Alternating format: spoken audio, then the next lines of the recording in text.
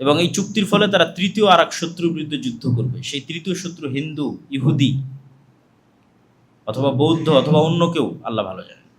সেই তৃতীয় শক্তির বিরুদ্ধে যুদ্ধে খ্রিস্টান এবং মুসলমানেরা বিজয়ী হবে এবং তাদের মধ্যে ছোট্ট একটা বিষয় নিয়ে তর্ক বিতর্ক, গণ্ডগোল এবং সেখান থেকে আবার যুদ্ধ। সে বিষয়টা হবে ক্রুশকে উঁচুতে উঠিয়ে সেটিকে বিজয়ী করার এক ঘোষণা, যেটা একজন মুসলমানের ইমানে আঘাত দেবে এবং সেও তাকে হত্যা করবে অথবা ক্রুশকে ভেঙে ফেলবে। তো এই যে খ্রিস্টান এবং মুসলমানের এবার মুখোমুখি দাঁড়িয়ে যাচ্ছে, এটিই হচ্ছে পৃথিবীর ইতিহাসের সবচেয়ে বড় যুদ্ধ।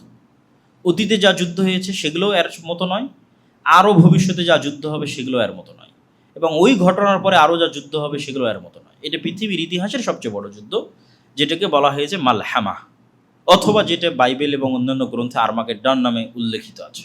এই যুদ্ধটা মূলত হবে মুসলমান এবং খ্রিস্টানদের মধ্যে, এবং এই যুদ্ধটা হবে তুরস্ক এবং সিরিয়ার সীমান্তবর্তী অঞ্চলে। তো এই ভয়ঙ্কর যুদ্ধের বর্ণনা দিতে গিয়ে রাসূলুল্লাহ সাল্লাল্লাহু আলাইহি ওয়াসাল্লাম বলেছেন যে এই ভয়ঙ্কর যুদ্ধ কিছু বর্ণনায় আছে 4 দিন, কিছু 5 দিন, কিছু 6 দিন, এবং এই ভয়ঙ্কর যুদ্ধে এত বেশি মানুষ মারা যাবে যে 1 মাস যদি একটা পাখি আকাশে উড়ে তবুও লাশের সারি শেষ করতে পারবে না, এবং মানুষ গনিমতের মাল পেয়ে খুশি হবে না এই জন্য যে ওয়ারিস নাই। 100 জন যদি একটা বংশে থাকে, 99 জনই মারা গেছে, তাহলে ওয়ারিস কে হবে? ওয়ারিস তো নাই। সুতরাং কী নিয়ে সে আনন্দ হবে? কার সাথে জিনিস ভাগ বাটোয়ারা করবে? এই জন্য গনিমতের মাল পেয়েও সন্তুষ্ট হবে না, খুশি হবে না। এত ভয়ঙ্কর যুদ্ধ হবে।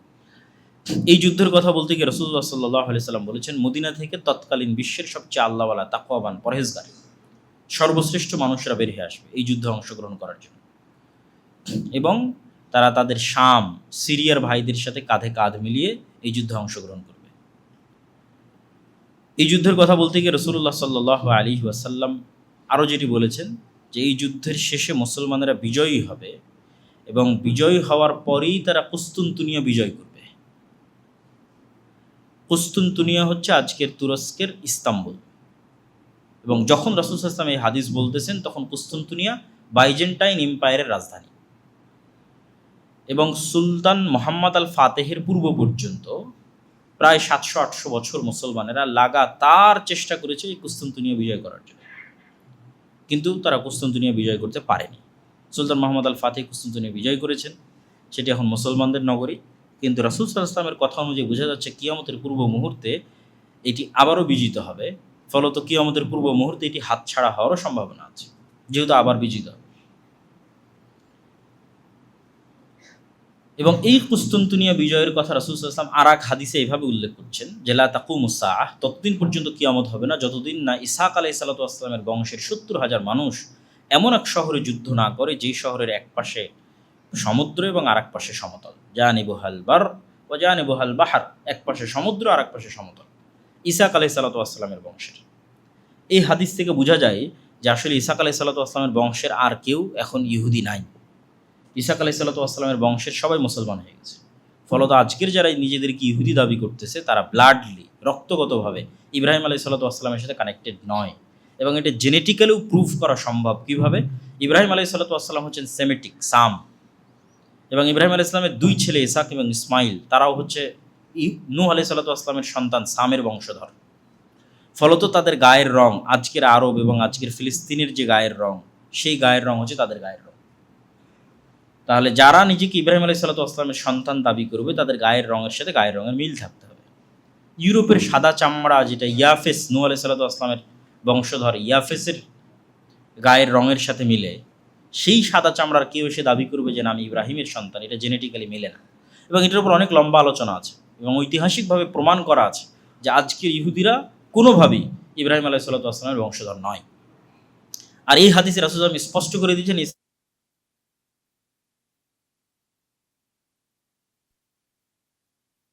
এক শহরে, যে শহরের এক পাশে সমুদ্র এবং এক পাশে সমতল, এবং এই শহর কোনো অস্ত্র দিয়ে বিজয় হবে না। এই শহর বিজয় হবে মুজাহিদদের মুখের ধ্বনিতে, আল্লাহু আকবার, লা ইলাহা ইল্লাল্লাহ, এই আওয়াজে দেওয়াল পড়ে যাবে এবং বিজয় হবে।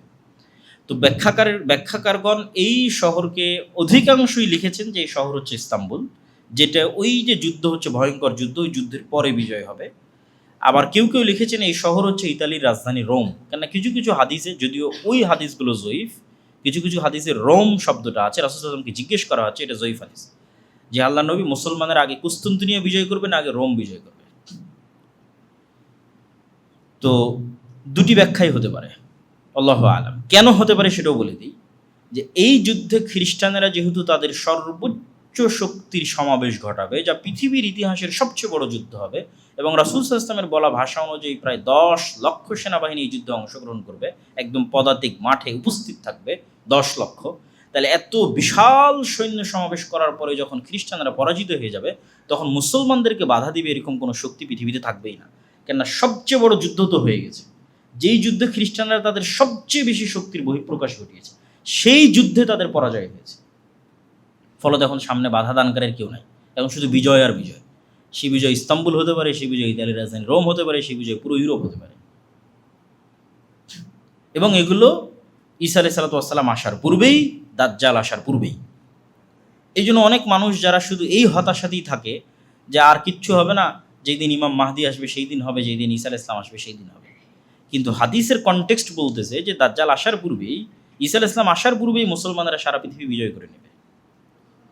আমার এবং আপনার মতো সাধারণ মানুষেরা, নতুন কোনো নবী ছাড়া, নতুন কোনো কোরআন ছাড়া এবং নতুন কোনো হাদিস ছাড়া, নতুন কোনো নবী ছাড়া, নতুন কোনো নবীর সহচর্য ছাড়া, নতুন কোনো নবীর সোহবত ছাড়া, নতুন কোনো কোরআনের সোহবত ছাড়া, সহচর্য ছাড়া, নতুন কোনো হাদিসের সহচর্য ছাড়া, যেই কোরআন এবং যে হাদিস আমাদের কাছে আছে, এই কোরআন এই হাদিস, এবং যেমন আমাদের মাঝে কোনো নবী নাই, এরকম কোনো নবীবিহীন অবস্থাতেই আমাদের মতো সাধারণ মানুষরা সারা পৃথিবী বিজয় করে নেবে এই কোরআন দিয়ে, এই হাদিস। এই জন্য কাজের অনেক কিছু আছে। আপনি শুধু শেষ জামানার বিষয় নিয়ে আলোচনা করবেন আর সেগুলো নির্ধারণ করতে থাকবেন, কিন্তু ওগুলোর চেয়ে বড় জিনিস তো আপনার কাছে আছে, সেটা কোরআন এবং হাদিস। এটা থেকেই তো এত বড় বিজয় হবে। তাহলে ওই কোরআন এবং হাদিসের উপর আমল করাই তো কাজ। এটা সব শেষে আরও একবার বলবো এই কথাটা। তো এই ঘটনার পরে যখন মুসলমানদের বিজয় অভিযান আর থামছে না, চলছেই, তখন এটাকে থামানোর জন্যই শয়তান আড়াল থেকে বলবে দাজ্জাল তোমাদের বাড়ি ঘরে প্রবেশ করে গেছে, এবং এটা হবে পৃথিবীর ইতিহাসের সবচেয়ে বড় শকিং নিউজ। এত বড় শকিং নিউজ পাওয়ার কারণে আর বিজয় অভিযান পরিচালনা না করে সবাই রিটার্ন ব্যাক করবে শামে, দামেস্কে, ফিলিস্তিনে, যে আসলেই দাজ্জাল আমাদের বাড়ি ঘরে ঢুকে গেছে কিনা। কিন্তু এটা মিথ্যা নিউজ, তখনও দাজ্জাল বের হয়নি। তারপরে যখন তারা ফিরে আসবে, ততক্ষণে দাজ্জাল সত্যি বের হয়ে যাবে। এবং দাজ্জাল যখন বের হয়ে যাবে, তখন এক নিমিষে, এক মিনিটে যেই মুসলমানেরা 10 লক্ষ বাহিনীর একটা বাহিনীকে পরাজয় করে কুস্তুনতুনিয়া, ইতালি, ইউরোপ, জেরুজালেম, ভারত সব বিজয় কমপ্লিট করে ফেলেছে, সেই মুজাহিদ বাহিনী দেখবে যে এক নিমিষে তাদের ক্ষমতা জিরো, তাদের পাওয়ার জিরো। কেননা দাজ্জাল যখন আসবে, সে এক্সট্রা অর্ডিনারি অলৌকিক ক্ষমতা নিয়ে আসবে, এবং সেই এক্সট্রা অর্ডিনারি অলৌকিক ক্ষমতার সামনে তারা বেবাস, লাচার, কোনো ক্ষমতা, কোনো পাওয়ার তাদের থাকবে না। কেমন অসহায় তারা হয়ে যাবে! এত অসহায়ত্ব যে রাসূল সাল্লাল্লাহু আলাইহি ওয়াসাল্লাম বলছেন যে দাজ্জাল ইরাক এবং শামের মধ্যবর্তী এক শহরের মধ্যে দিয়ে অতিক্রম করবে, তো কোনো এক শহরে গিয়ে বলবে তোমরা আমার প্রতি ঈমান আনয়ন করো, তো সেই শহরের মানুষ তার প্রতি ঈমান আনয়ন করবে। তখন ধন সম্পদ ওই শহরের মানুষের পিছনে এমনভাবে ছুটবে যেভাবে মৌমাছির চাকের সাথে লেগে থাকে। তারপরে আর এক শহরে গিয়ে দাজ্জাল বলবে তোমরা আমার প্রতি ঈমান আনয়ন করো, সম্ভাব্য ওই শহর দামেস্ক, শামের কোনো নগরী যেখানে মুসলমান এবং মুজাহিদরা বসবাস করতেছে, তারা বলবে যে না, আমরা তোমার প্রতি ঈমান আনয়ন করবো না। তখন আসমান এবং জমিনের ফসল উৎপাদনের ব্যবস্থাপনা তাদের জন্য এমনভাবে বন্ধ করে দেওয়া হবে যে তাদের কাছে খাবারের কোনো ব্যবস্থাপনাই থাকবে না। ফলত যেহেতু কোনো খাবারই উৎপন্ন হচ্ছে না, ঘাসও যেহেতু উৎপন্ন হচ্ছে না, ফলমূল শাকসবজি তো বহু দূরের কথা, ঘাসও যেহেতু উৎপন্ন হচ্ছে না, তখন বাঁচার জন্য তাদের বাড়িতে থাকা যে আগের যে ফার্নিচারগুলো আছে, কাঠ, টেবিল, সেগুলো চিবিয়ে চিবিয়ে এর মধ্যে থেকে রস বের করার চেষ্টা করবে, এবং এটাই খাদ্যদ্রব্য হিসেবে বানিয়ে বেঁচে থাকার চেষ্টা করবে। এই রকম অসহায় অবস্থায় চলে যাবে। এবং যেহেতু দাজ্জাল এক্সট্রা অর্ডিনারি ক্ষমতা নিয়ে এসেছে, পাওয়ার নিয়ে এসেছে, এবং এটা আল্লাহ সুবহানাহু ওয়া তাআলা তাকে দিয়েছে, ফলত এখান থেকে ঈমান বাঁচিয়ে এইরকম কষ্টের মধ্যে টিকে থাকা এত সহজ হবে না। একমাত্র তারাই পারবে যাদের ন্যূনতম 1 টাকার প্রতিও অবৈধ লোভ নাই। আজকে আপনি আপনার নফসকে চেক করে দেখেন যে একটা অবৈধ টাকার প্রতি আপনার লোভ আছে কিনা, তাহলে নিশ্চিত জেনে থাকেন আপনি দাজ্জালের ফিতনা থেকে বাঁচতে পারবেন না। কেন দাজ্জাল যখন আসবে তখন সকল টাকা পয়সা দাজ্জালের কাছে, আর আপনাকে কিসের জন্য প্রস্তুত হবে? মরার জন্য। কিচ্ছু থাকবে না, টাকা পয়সা, না ধন দৌলত, না খাবার দাবার, না বাড়িঘর, মৃত্যু, সাক্ষাৎ মৃত্যু। তাহলে যার 1 টাকাও অবৈধর প্রতি লোভ আছে সে বাঁচতে পারবে না। এটাই হলো চেক পয়েন্ট যে আপনার ইমানের, তাহলে আপনার 1 টাকাও অবৈধ লোভের প্রতি যেন না থাকে এবং আপনি মৃত্যুকে যেন ভয় না পান, বরং মৃত্যুকে আপনি জান্নাতে যাওয়ার ওসিলা মনে করেন। এইটার জন্যই তো ওই 2টা ইমান লাগবে, যে 2টা ইমানের আলোচনা আমরা শুরুতে করেছি। পুনরুত্থানের প্রতি মজবুত বিশ্বাস এবং আল্লাহর প্রতি মজবুত ইমান, এই 2টা ছাড়া কেউ এই স্যাক্রিফাইস করতে পারবে না। যে মৃত্যু ভয় নয়, মৃত্যু কি? জান্নাতে যাওয়ার মাধ্যম। ফলত আনন্দের সাথে সে মৃত্যুকে অ্যাকসেপ্ট করবে এবং দাজ্জালের যেটা জাহান্নাম হবে সেটার মধ্যে ঢুকে যাবে, আর দাজ্জালের যেটা জান্নাত হবে সেটাকে ধোঁকা মনে করবে। এই লেভেলের ইমান সে কোথায় থেকে অর্জন করবে? এই লেভেলের ইমান ছিল আসহাবুল উখদুদের ইমান, আসহাবে কাহাফের ইমান। আসহাবে কাহাফ তাদের ইমান বাঁচানোর জন্য সারা পৃথিবী থেকে ডিসকানেক্টেড হয়ে গেছে, যে আমরা ইমান বিক্রি করব না, কিন্তু সারা পৃথিবী থেকেই ডিসকানেক্টেড, আলাদা গুহায় গিয়ে আশ্রয় নিয়েছে। এই জন্য বলা হয়েছে দাজ্জালের ফিতনা থেকে বাঁচতে চাইলে সূরা কাহাফ বা সূরা কাহাফের প্রথম 10 আয়াত, এখানে সূরা কাহাফের মধ্যে অনেক শিক্ষণীয় লার্নিংস, টিচিংস আছে এবং কোরআনের সবচেয়ে ব্যতিক্রম 4-4টা ঘটনা এই সূরা কাহাফের মধ্যে উল্লেখ করা আছে। এত ব্যতিক্রম কোরআনে যত ঘটনা উল্লেখ করা আছে তার মধ্যে সবচেয়ে ব্যতিক্রম ঘটনা হলো এগুলো। যেমন জুলকারনাইনের সাথে ইয়াজুজ মাজুজের সাক্ষাৎ, যেই ইয়াজুজ মাজুজ আবার পৃথিবীতে আসবে, এটা একটা ব্যতিক্রম ঘটনা। জুলকারনাইন কোথায় গেল, কোথায় ইয়াজুজ মাজুজকে পেল, আর কোথায় তাদেরকে আড়াল করে রাখলো। তারপর আসহাবে কাহাফের ঘটনা, তারপর হচ্ছে খিজির আলাইহিসসালাতু ওয়াসসালামের সাথে মুসা আলাইহিস সালামের সাক্ষাতের ঘটনা। এটা আরও আশ্চর্যের, যে মুসা আলাইহিস সালাম দাবি করছে তিনি সবচেয়ে জ্ঞানী, আল্লাহ বলছে না আমার আরও একজন জ্ঞানী বান্দা আছে। কোথায়? আল্লাহ কোনো শহর বলে না, গ্রাম বলে না, লোকেশন এক্সাক্ট বলে না, বলে মাছ নাও, সমুদ্রের ধার দিয়ে হাঁটতে থাকো, যেখানে জীবিত মরা মাছ জীবিত হয়ে যাবে সেখানে পাবা।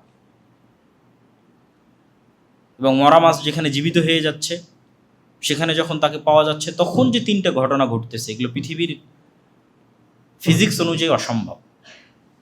যে একটা বাচ্চা ভবিষ্যতে তার বাপ মাকে হত্যা করবে, তাই আমি অতীতে তাকে হত্যা করতেছি, টাইমকে নিয়ে যেই খেলা, এটা পৃথিবীতে শুধু সায়েন্স ফিকশনের মধ্যেই সম্ভব, বাস্তবে সম্ভব নয়। কিন্তু এটা খিজির আলাইহিস সালাম বাস্তবে করতেছে, ভবিষ্যতে যা ঘটবে তা দেখে এসে অতীতে সেটার সমাধান বের করতেছে।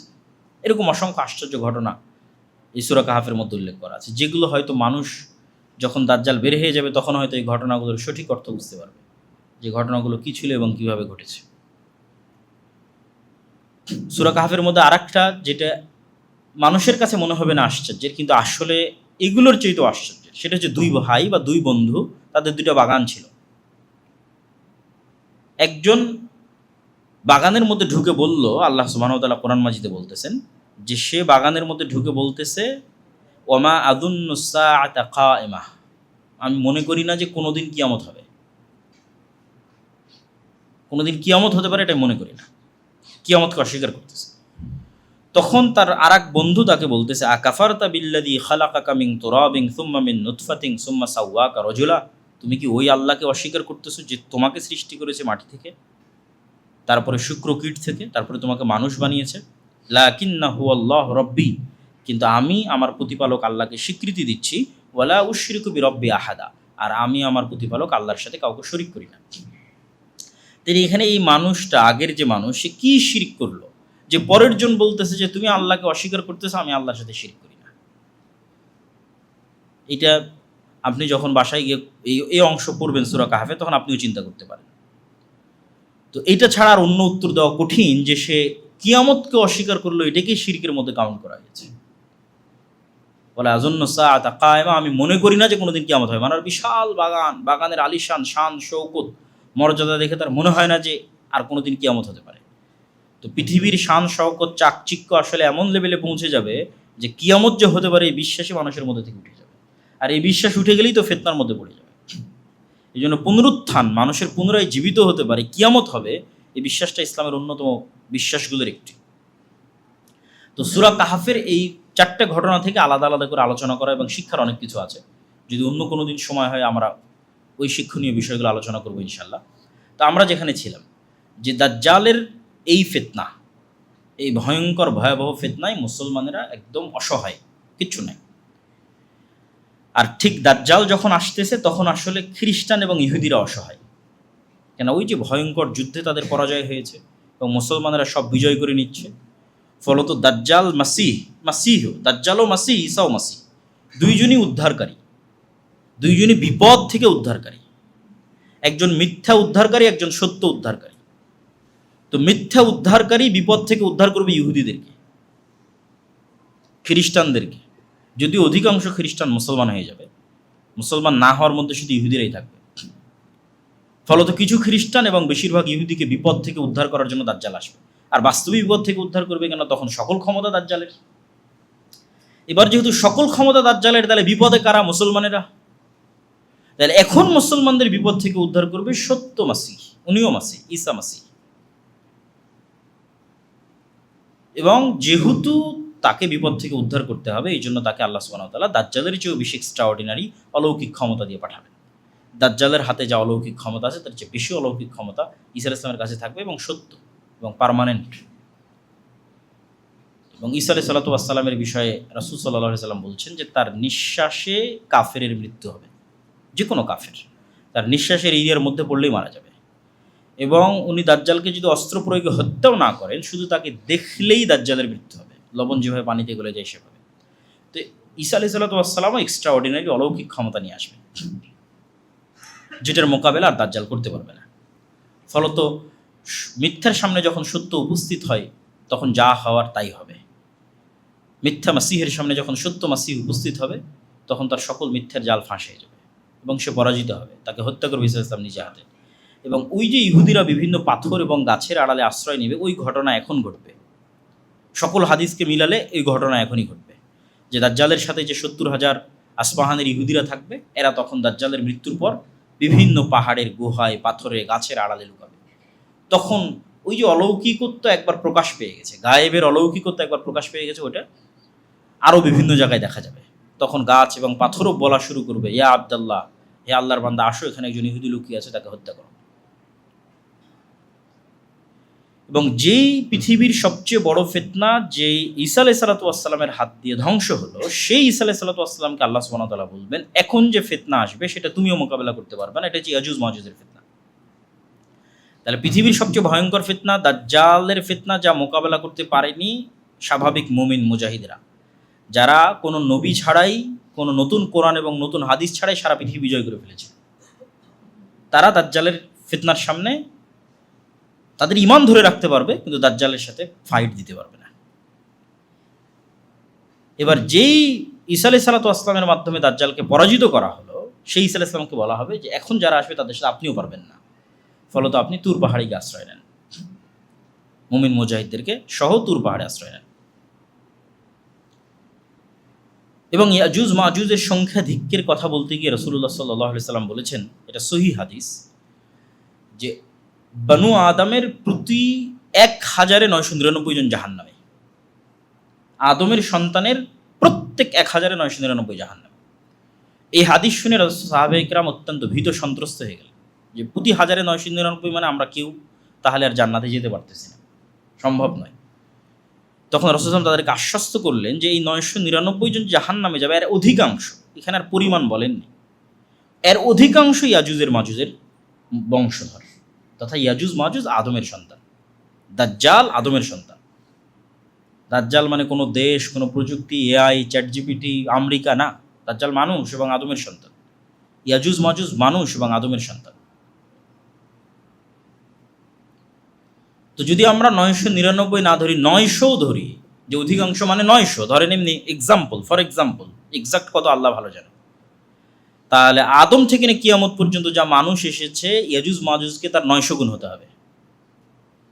এখনকার ৬০০ কোটি মানুষের ৯০০ গুণ নয়, আদম থেকে না কিয়ামত পর্যন্ত যা মানুষ আসবে তার ৯০০ গুণ হচ্ছে ইয়াজুজ মাজুজ। তাহলে তাদের সংখ্যা কত বিশাল হতে পারে, কত ব্যাপক হতে পারে। তো এখানে একটা প্রশ্ন স্বাভাবিকভাবে মানুষের মনে উত্থাপিত হয়, যে কোথায় সেই দাজ্জাল আর কোথায় সেই ইয়াজুজ মাজুজ, এখন কেন তাদেরকে আমরা দেখি না? বিশেষ করে বিজ্ঞানের এই উৎকর্ষতা, বিজ্ঞানের এই সফলতা মানুষকে অনেক সময় এই বিষয়গুলোকে অস্বীকার করার দিকে নিয়ে যায়। অথচ আমি চিন্তা করি যে মানুষ যদি উল্টা দিক থেকে চিন্তা করে, সায়েন্সকে এই অ্যাঙ্গেলে চিন্তা না করে, ভিন্ন অ্যাঙ্গেলে চিন্তা করে, তাহলে মানুষ চিন্তা করতে পারবে যে মানুষ যদি এত দূর করতে পারে, আল্লাহ তাহলে কত দূর পারে। তখন অ্যাঙ্গেলটাই ভিন্ন হয়ে যাবে, চিন্তা করার স্টাইলটাই ভিন্ন হয়ে যাবে। যে আপনি সায়েন্সকে দেখে পরকাল এবং কিয়ামতকে অস্বীকার করবেন না, আরও পরকাল চাক্ষুষ দেখতে পাবেন যে মানুষই এই করতে পারছে, তার আল্লাহ কী করতে পারে। আমার ফিঙ্গারপ্রিন্ট দিয়ে পুলিশ ধরে ফেলতেছে, ফরেন্সিক রিপোর্ট দিয়ে পুলিশ ধরে ফেলছে, এই রিভলভার আমি ইউজ করেছি, এটা তো মানুষ করতে, আল্লাহ কী করতে পারে কিয়ামতের মাঠে। তো চিন্তার ধরনটা পাল্টালে বর্তমান যে সায়েন্স, এটা আপনাকে আরও গায়েবকে চোখে দেখার সুযোগ দিবে। আজ থেকে 200 বছর আগের মানুষ এগুলো দেখার সুযোগ পেত না, দেখতেছে। তো ফলত আপনার ঈমান আরও মজবুত হওয়া উচিত। তো স্পেসিফিক এটার যেটা উত্তর, সেটা হচ্ছে যে আল্লাহু আলা কুল্লি শাইইন কাদির, আল্লাহ সকল কিছুর উপর ক্ষমতাবান। ফেরেশতা এবং জিনের অস্তিত্বের উপর বিশ্বাস করা যেমন আমাদের ঈমানের অংশ, অথচ আমরা তাদের দেখি না, কেন প্রত্যেকটা সৃষ্টিকে আল্লাহ সুবহানাহু ওয়া তাআলা তার নিজস্ব সীমাবদ্ধতার মধ্যে রেখে দিয়েছে। একটা পিঁপড়ার দেখার সীমাবদ্ধতা আর একটা মানুষের দেখার সীমাবদ্ধতা এক নয়। একটা সাপের দেখার সীমাবদ্ধতা আর একটা মানুষের দেখার সীমাবদ্ধতা এক নয়।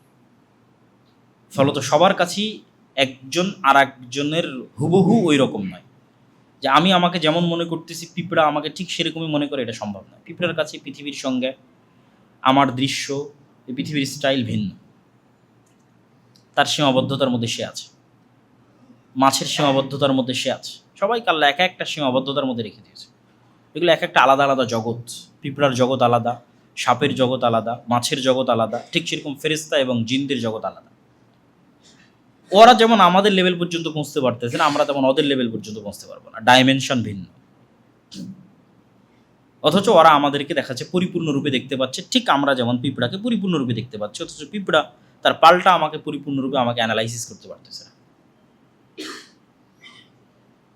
তো এই স্টাইলেও আল্লাহ সুবহানাহু ওয়া তাআলা রেখে দিতে পারেন। আল্লাহ ভালো জানেন আল্লাহ সুবহানাহু ওয়া তাআলা কীভাবে রেখেছেন।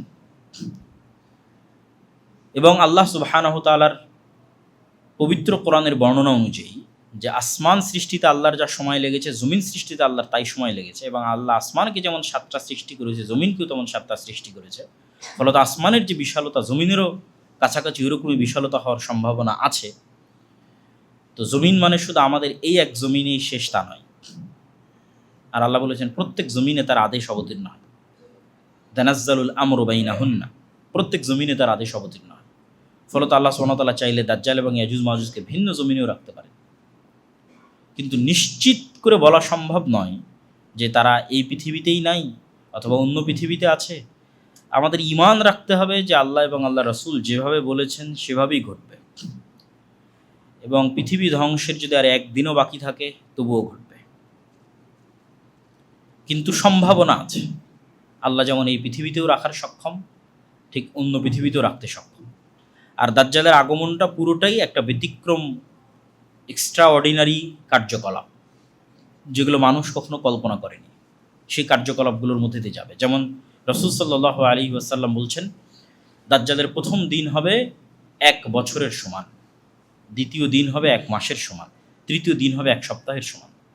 আল্লাহ চাইলে আল্লাহর সরাসরি আদেশে এটা সংঘটিত করতে পারেন। যে আল্লাহ সুবহানাহু ওয়া তাআলা সূর্যকে 1 মাসের জন্য প্রলম্বিত করে দিলেন, দিনকে 1 বছরের জন্য প্রলম্বিত করে দিলেন। কিন্তু আল্লাহর সুন্নাত বিবেচনা করলে দেখা যায় যে আল্লাহ সুবহানাহু ওয়া তাআলা যা কিছু ঘটান ধারাবাহিক ঘটনার পরিপ্রেক্ষিতে এবং পরিক্রমায় ঘটান। বেশিরভাগ ক্ষেত্রে 90 থেকে 99% সময় আল্লাহর সুন্নাত এটি যে প্রতিটি ঘটনা ধারাবাহিক ঘটনার পরিপ্রেক্ষিতে ঘটে। ইউসুফকে কুয়া থেকে বের করতে হবে, তার জন্য আল্লাহ ফেরেশতা দিয়ে তাকে বের করে নিবে, সাধারণত এরকম হয় না। কিন্তু আল্লাহ চাইলে পারতেন। ওটাও একটা ঘটনার মাধ্যমে ঘটবে। একদল মানুষের খাবারের প্রয়োজন, পানির প্রয়োজন, তারা দেখতেছে ওখানে পাখি উঠতেছে, তাহলে ওখানে মনে হয় পানি আছে, সেই কুয়াতে যাবে, সেখানে বালতি ফেলবে, দেখবে একটা বাচ্চা বেরিয়ে আসলো ইউসুফ। আল্লাহ সুবহানাহু ওয়া তাআলা ইউসুফ আলাইহিস সালাম যখন জেলে, তখন চাইলে জিবরাইল দিয়ে ফেরেশতা দিয়ে দেওয়াল ভেঙে তাকে জেল থেকে বের করে দিতে পারতেন। কিন্তু ওইটাও আল্লাহ একটা ঘটনার পরিক্রমার মধ্যে দিয়ে ঘটাচ্ছেন। উনি 7 বছর জেল খাটবেন, তারপরে তার যারা সঙ্গী ছিল তাদেরকে সে দিনের দাওয়াত দিবে। ওই সঙ্গীরা যখন মুক্তি পাবে, বাদশাহ একটা স্বপ্ন দেখবে, সেই স্বপ্নের ব্যাখ্যা কেউ করতে পারবে না। ওই সঙ্গী তখন বাদশাকে বলবে যে এই স্বপ্নের ব্যাখ্যা একজন জানে, যে জেলের মধ্যে আছে। এবার ওটার ওসিলায় সে জেল থেকে বের হবে। কত সূক্ষ্মভাবে একটার পর আর একটা ঘটতেছে। তো আল্লাহর সুন্নাত দেখলে বোঝা যায় ঘটনার ধারাবাহিকতাতেই ঘটার কথা। তথা এটা পৃথিবীর ইতিহাসের একটা ভয়ঙ্কর ঘটনা যে পৃথিবী একদিন হবে 1 বছরের সমান। তাহলে বড় কোনো ঘটনার পরিপ্রেক্ষিতে এই ঘটনা ঘটবে। আসমান এবং জমিনকে স্বাভাবিক হতেই ওই বড় ঘটনার ধাক্কা সামাল দিতেই একদিন হতে হবে 1 বছরের সমান, একদিন হতে হবে 1 মাসের সমান, একদিন হতে হবে 1 সপ্তাহের সমান। কিন্তু ঘটনা কি আল্লাহ সুবহানাহু ওয়া তাআলা ভালো জানে। কিন্তু আল্লাহর সুন্নাত বলে কোনো ঘটনার ধারাবাহিকতা এটা ঘটবে। তবে আল্লাহ চাইলে এমনিও ঘটাতে পারে। কোনো ঘটনা ঘটলো না, স্বাভাবিকভাবে আল্লাহ সুবহানাহু ওয়া তাআলা একদিনকে 1 বছরের সমান করে দিলেন, একদিনকে 1 মাসের সমান করে দিলেন, একদিনকে 1 সপ্তাহের সমান করে দিলেন। ওয়া আলা কুল্লি শাইইন কাদির। আল্লাহ সকল কিছুর উপর ক্ষমতাবান। তো দাজ্জাল এবং কিয়ামতের পূর্ব মুহূর্তে সংঘটিত ফিতনাগুলো আলোচনা করার পর আমাদের জন্য শিক্ষণীয় কি? আমাদের জন্য 1 নাম্বার শিক্ষণীয় হচ্ছে কবে ঘটবে, কখন ঘটবে এটার প্রতি ফোকাস না দিয়ে, এখন ঘটতেছে কাল ঘটতেছে এটার প্রতি ফোকাস না দিয়ে 2টি জিনিস মাথায় রাখতে হবে। রাসূল সাল্লাল্লাহু আলাইহি ওয়াসাল্লাম বলেছেন, যে ব্যক্তি মৃত্যুবরণ করলো তার কিয়ামত সংঘটিত হয়ে গেল। তাহলে আমি যদি এখন মারা যাই, আমার কিয়ামত আসলে এখনই হয়ে গেছে। এবং এই কথাটা বাস্তবেও সত্য। কেন সত্য? কিয়ামত হলে কি হবে? আপনি পরকাল দেখবেন, গায়েব দেখবেন। তো আপনি মৃত্যুবরণ করার সাথে সাথেই তো আপনি গায়েবের জগতে যাত্রা শুরু করবেন। আপনি ফেরেশতাও দেখবেন, জান্নাতের ঠান্ডা বাতাসও পাবেন, জাহান্নামের লু হাওয়াও দেখবেন, কবরে ফেরেশতারা আপনাকে জিজ্ঞাসাবাদ করবে সেটাও দেখবেন, হয় জান্নাতে পাখি হিসেবে উড়ে বেড়াবেন। তাহলে তো গায়েব তো আপনি দেখেই নিলেন। তো গায়েব যেহেতু দেখে নিলেন, পরকাল তো আপনার দেখা হয়ে গেছে। তাহলে আপনার পরকাল দেখার জন্য দাজ্জাল আসা পর্যন্ত অপেক্ষা করতে হবে, ইমাম মাহদী আসা পর্যন্ত অপেক্ষা না। আপনার পরকাল তো আপনার মৃত্যু, ওইটার মাধ্যমেই তো পরকালের পথে আপনার যাত্রা শুরু। তাহলে কোনটা কবে ঘটবে এটার প্রতি ফোকাস না দিয়ে আমি যেহেতু মারা যাব সেহেতু আমার কিয়ামত আমার মৃত্যুর সাথে সংশ্লিষ্ট। 2 নম্বর, কোনটা কবে ঘটবে, তখন বড় কি হবে, বিশাল কি হবে। এই কথাটা আমি বক্তব্যের মধ্যে বারবার বলেছি যে নতুন কোনো নবী আসবে না, নতুন কোনো কোরআন আসবে না, নতুন কোনো হাদিস আসবে না। তাহলে বিশাল কি হলো? যদি এরকম হতো যে হ্যাঁ দাজ্জাল আসবে, এখন নতুন একজন নবী আসবে, নতুন একটা কোরআন আসবে, তাহলে অনেক বিশাল কিছু হতো। কিন্তু ঈসা আলাইহিস সালাম এসে তো এই কোরআনেরই অনুসরণ করবে।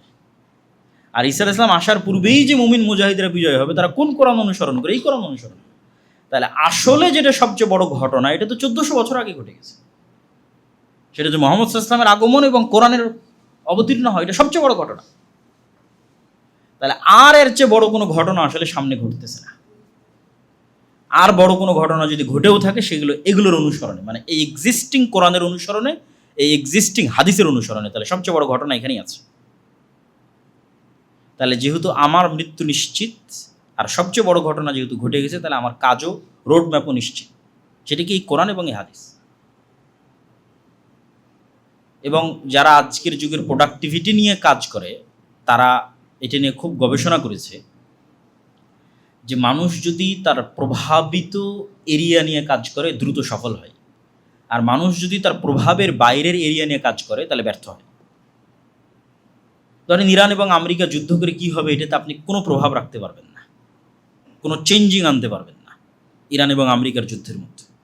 কিন্তু আপনি এখন সকালবেলা উঠে 10টা আয়াত তেলাওয়াত করলে আপনার নেকিতে 10টা নেকি যুক্ত হবে। ফজরের সালাত আদায় করলে নেকি যুক্ত হবে। আপনি আপনার ব্যবসায় যদি আরও ফোকাস রাখেন 10টা টাকা ইনকাম হবে। তাহলে আপনার চেঞ্জিং আনার ক্ষমতার এরিয়া কতখানি, ওইটার প্রতি আপনি যত ফোকাস দেবেন তত আপনি সফল হবেন, পরকালেও দুনিয়াতেও। আর যেই জায়গার মধ্যে আপনি কোনো চেঞ্জিংই আনতে পারবেন না, সেটার প্রতি আপনি যত ফোকাস দেবেন শুধু সময় নষ্ট। ওই পেপার পত্রিকা ভিডিও ইউটিউব ফেসবুক দেখেই ওই পর্যন্ত সময় নষ্ট। হ্যাঁ, যতটুকু না জানলেই নয় সেটা ভিন্ন বিষয়, কিন্তু যেই এরিয়াতে আপনি চেঞ্জ আনতে পারবেন সেটা হচ্ছে আপনার আমল, আপনার কাজ, আপনার মৃত্যুর জন্য প্রস্তুতি। এবং আপনি যদি মনে করেন যে না ঠিক আছে ওই সময়ে আপনি আছেন তবুও আপনি ফিতনা থেকে বাঁচতে চান, এটাও যদি মনে করেন, তবুও তো এই আমলের বাইরে উপায় নেই। ঈসা আলাইহিস সালাম বেশিরভাগ হাদিস ঈসা আলাইহিস সালাম ফজরের সময় অবতীর্ণ হবে মসজিদে, তো আপনি ফজরের সালাতেই নাই, ঈসা আলাইহিস সালাম আসলেও তো আপনি পাবেন না। এমনি একটা উদাহরণ হিসেবে বললাম আর কি, যে বেশিরভাগ হাদিসে আছে ঈসা আলাইহিস সালাম ফজরের সালাতে অবতীর্ণ হবে। তাহলে আপনার যদি ফজরের সালাতেই মসজিদে যাওয়ার প্র্যাকটিস না থাকে, তো আপনি ঈসা আলাইহিস সালামের সময়ও যদি থাকেন, আপনি ঈসা আলাইহিস সালামের সঙ্গী হতে পারবেন না। তাহলে আপনার কাজ কি? আমল, প্র্যাকটিস, যা রাসূল সাল্লাল্লাহু আলাইহি ওয়াসাল্লাম করে গেছে তাই, ওটাই ঈসা আলাইহিস সালাতু ওয়াসসালাম করবেন।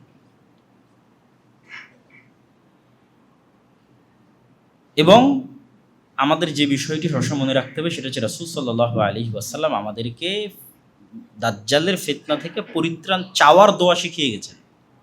দাজ্জালের ফিতনার সময়ে থাকার দোয়া শিখিয়ে যাননি। ইমাম মাহদী এবং ঈসা আলাইহিস সালামের সঙ্গী হওয়ার জন্য কোনো দোয়া শিখিয়ে যাননি। আমাদেরকে কিসের দোয়া শিখিয়েছেন? আল্লাহুম্মা ইন্না আউযুকা মিন ফিতনাতিল মাসীহিদ দাজ্জাল, যে আল্লাহ দাজ্জালের এই ভয়ঙ্কর ফিতনা পৃথিবীতে আসার আগেই যেন আমি ঈমান নিয়ে পৃথিবী থেকে বিদায় নিতে পারি। কেন আমাদের আলটিমেট সফলতা তো জান্নাতে যাওয়া।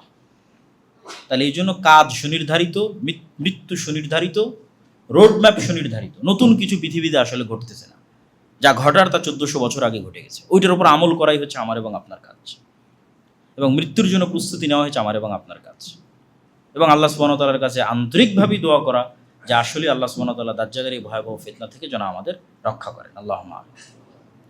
আর যদি এটাও ঠিক যে আল্লাহ কোরআনে বলছেন কিয়ামত হঠাৎ হবে, এবং রাসূল সাল্লাল্লাহু আলাইহি ওয়াসাল্লামের সময়ও যখন ইবনু সাইয়াদ, তাকে যখন মানুষ দাজ্জাল মনে করছে, আল্লাহ নবী বলছেন না যে না আমার সময় দাজ্জাল বের হবে না, এটা বলছেন না।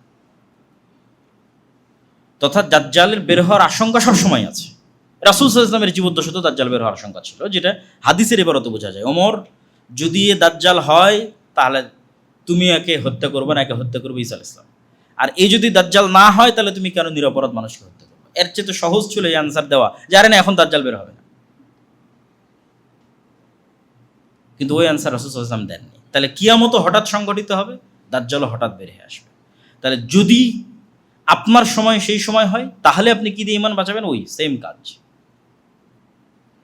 পরকালের প্রতি আপনার বিশ্বাস যত মজবুত হবে, আল্লাহর তাওহীদের প্রতি আপনার ঈমান যত মজবুত হবে, দুনিয়ার শান শওকত চাকচিক্যের প্রতি আপনার লোভ যত কম হবে, যেটা আমি বলি যে 1 টাকাও অবৈধ জিনিসের প্রতি যদি আপনার লোভ না থাকে, মৃত্যুকে যদি আপনি জান্নাতে যাওয়ার মাধ্যম মনে করতে পারেন, আল্লাহর সাথে সাক্ষাতের মাধ্যম মনে করতে পারেন, এবং মৃত্যুর জন্য যদি প্রস্তুত থাকেন যে মৃত্যু আসলে বড় ভয়ঙ্কর কিছু নয়, ভয়ের কিছু নয়, এটা আল্লাহর সাথে দেখা হওয়ার একটা মাধ্যম এবং জান্নাতে যাওয়ার একটা মাধ্যম, এবং সেটার জন্য যদি প্রস্তুত থাকতে পারে, এই বিষয়গুলো একত্রিত হলেই শুধু দাজ্জালের ফিতনা নয়, পৃথিবীর যে কোনো ফিতনা থেকে মুক্তি পাওয়া সম্ভব। আল্লাহ সুবহানাহু ওয়া তাআলা আমাদের তৌফিক দান করুক। আল্লাহুম্মা আমিন।